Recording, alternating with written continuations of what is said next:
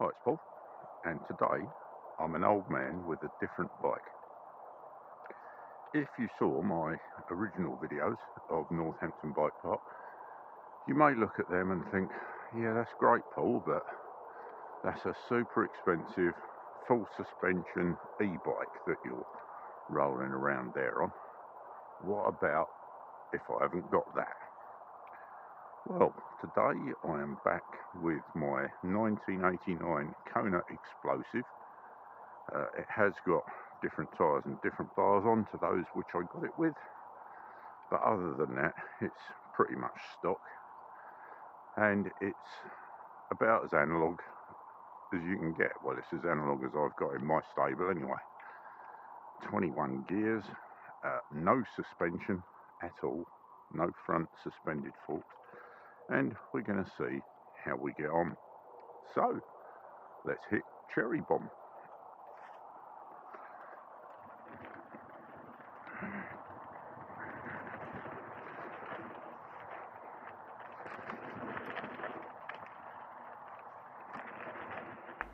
As I listen back to this in the edit, there's a little funny thing that occurs to me. If you're wondering what the sound is that sounds like a duck quacking in the background, it's actually the front tyre rubbing on the forks, because the tyres are actually too big for the bike.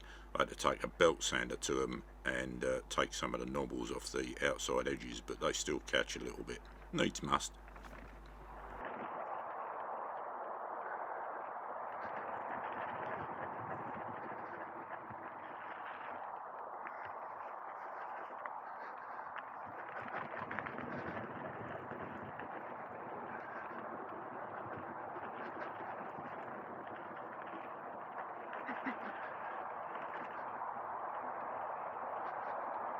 So there you go, Cherry Bomb accomplished.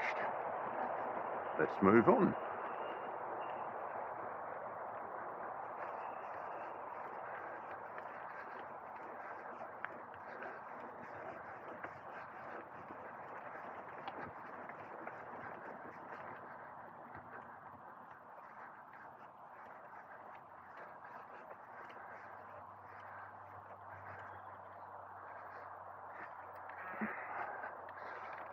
Now, no doubt all the bright young things, fit folk, will be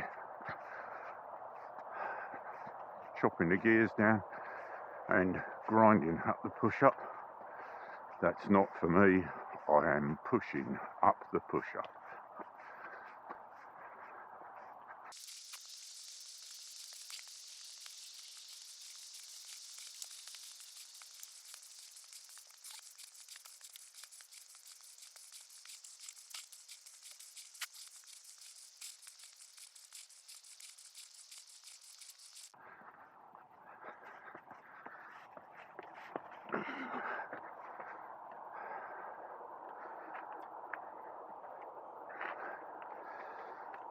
Okay, the keen-eyed will have spotted that I said I was going to go down Cherry Bomb, and I actually went down Jett Black.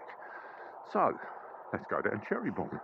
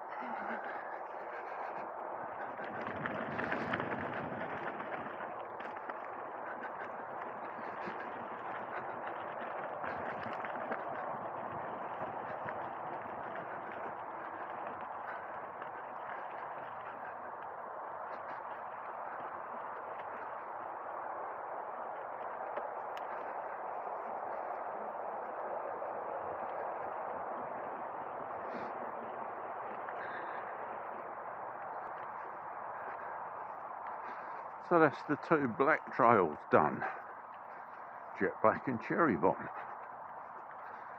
And again, people will spot, oh, but Paul, you got the brakes on. Yes, I am not skilled or confident on those trails.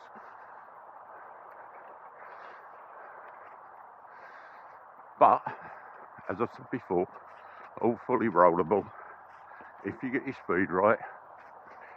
If you get your speed wrong, you'll take off on the jumps and become very ungainly, or you get halfway up a jump, maybe to the lip, and you'll stall and go, oh hell, what do I do now? And the answer to that is probably fall off.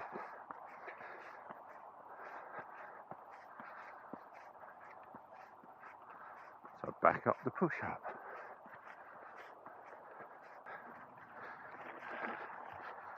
And A45.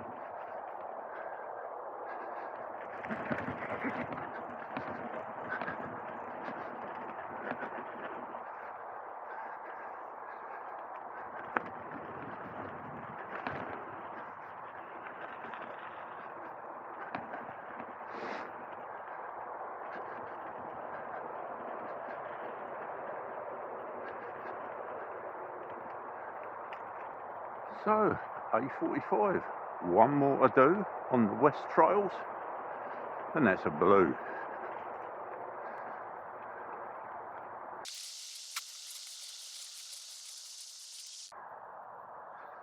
And stopping further and further down the push-up, because the energy's running out.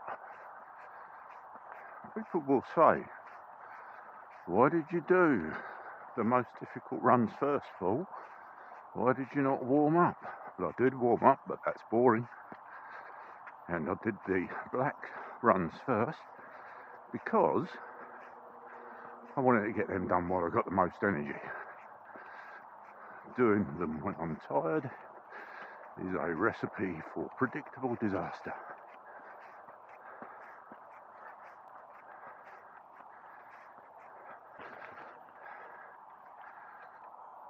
Okay, last trail on the west trails, blue Nunn, blue trail.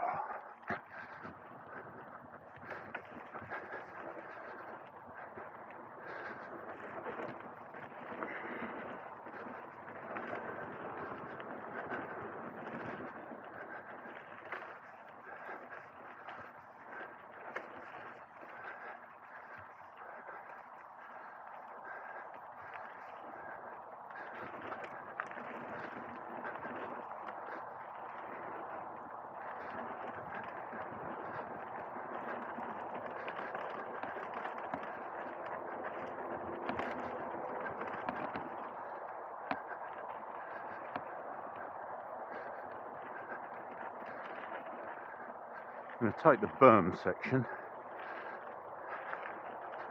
I usually do the jumps down here, these are the ones I session, and I don't often do the berm section. I'm not going to bother rolling this again on the analogue bike. You've seen what the trail's like, so all good.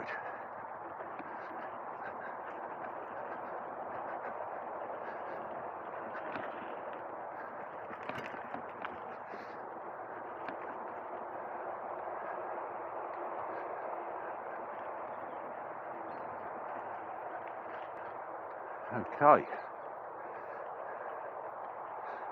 East Trails, here we come.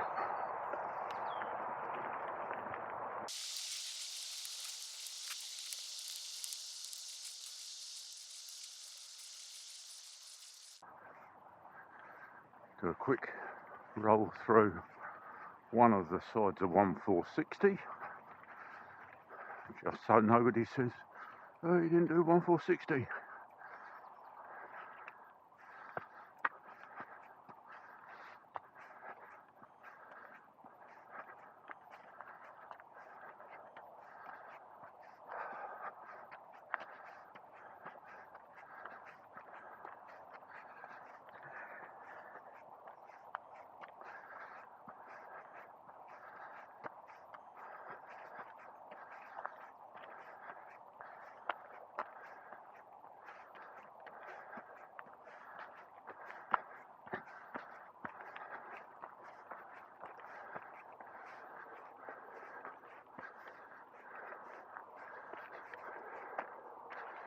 Okay, flip a coin to decide which side I'm going to go down. Let's say I'm left-handed, so we'll do the right one.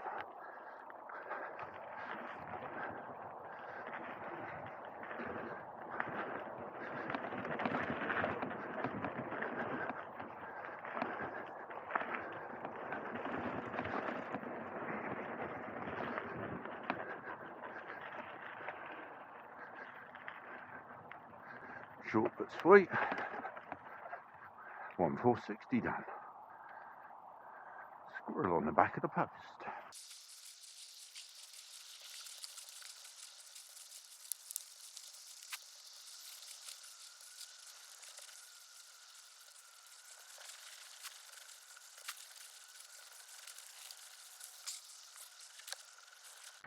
Okay, here we are then, PDQ, the push-up for the East Trails. And again, it is rideable. Usually I ride it all the way up, but today I'm probably going to get halfway up and walk it.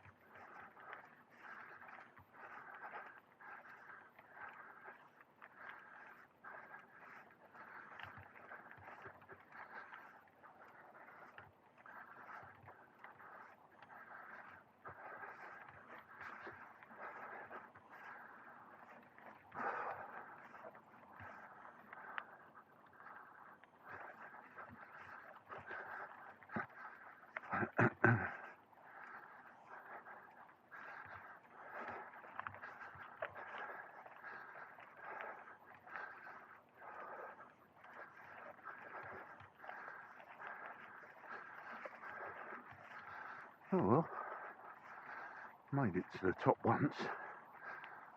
Okay, without further ado, let's go hit Uncle Fester, figuratively speaking, of course.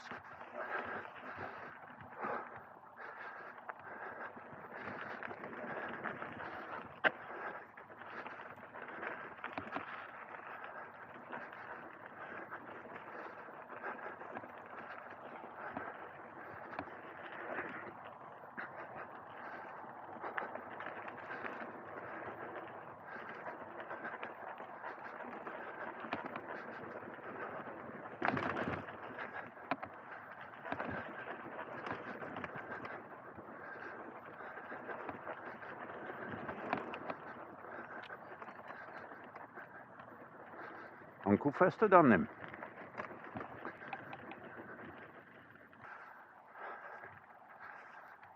Okay, back at the top again and straight into PDQ.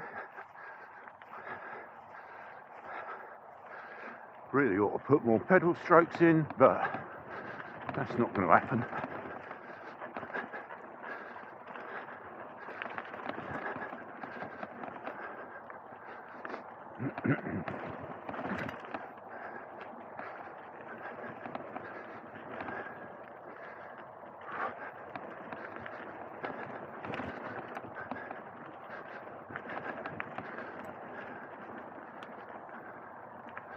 Who spotted I forgot to put the dropper post down. Nearly got bucked off.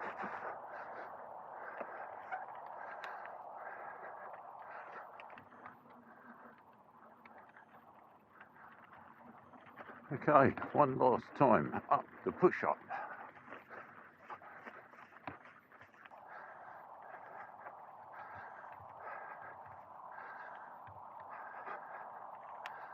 Okay, just before we run down double bogey then, as I sit here going, answering a couple of questions that may come up my experience. Okay, fair enough. I have probably, I don't know, well, if I take it back to when I was a kid, I probably have nearly 60 odd years of sodding about on bicycles.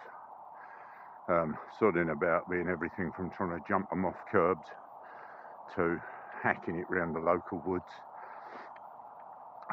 up and down. We used to call it the Butts, Devil's Dyke, down Sandridge Way, because that's where I used to live, if anyone knows that. We used to cycle that as kids, and it was awesome. Then, latterly, used to cycle at work. Then I got this in 1989, when I could first afford it, and when mountain biking was becoming popular, but before the real sort of full-on development of suspension forks. Suspension forks became widely available probably about a year and a half later. And I was never interested in upgrading it. I like this bike as it is. In fact, it's my favourite bike down here. So I've been riding sort of on and off road ever since. I'd just never done jumps, never ever. My first ever experience of jumps was out in Holston Firs, which is a big forestry estate over the back of town. That has some unofficial jump tracks in it, done by people, done by sort of privateers, and I used to go and play around in that. Not a great deal, but I kind of did bits and pieces, but never really got comfortable with it.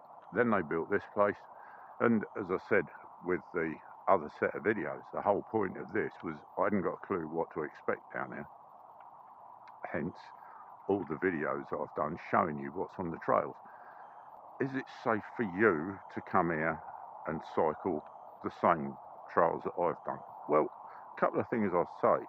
If your skill level's at less or equal to mine, I don't think there's any point in doing the black trails and the red trail, because to me I just find them intimidating. Yes, I can roll them, but that's because they're designed safely, because it's open access and there's nothing to stop anybody coming down here. So yes, I can ride them, but I can't ride them confidently and competently. So it's not something I do on a daily basis. I stick to the blue runs, these two here, PDQ and Uncle Fester, and the Blue Nunn trail. I tend to session the jumps on the Blue Nunn trail to try and get my skill levels up. And other than that, that's pretty much what I do. Sometimes I go mess about in the skills area, but that's about it. And I bring all my bikes down here. This one, I've got a full suspension analog bike, and I've got the e-bike. I bring them all down here, sort of swap them about depending on how much energy I've got. And I use all of them to get as much experience as possible. You only know your experience, and I couldn't guide you anyway because I'm not a trained professional. So should you come down here, your choice. What I wanted to make the point of in this is you don't actually need an e-bike. All you need to do, especially on the more complex trails, is get your speed right. Not too slow, not too fast. If you're too fast, you'll end up jumping. If you don't want to do that, that's no good. And if you're too slow, you'll end up stalling on the up sections of the jumps and you'll end up falling off. So there you have it.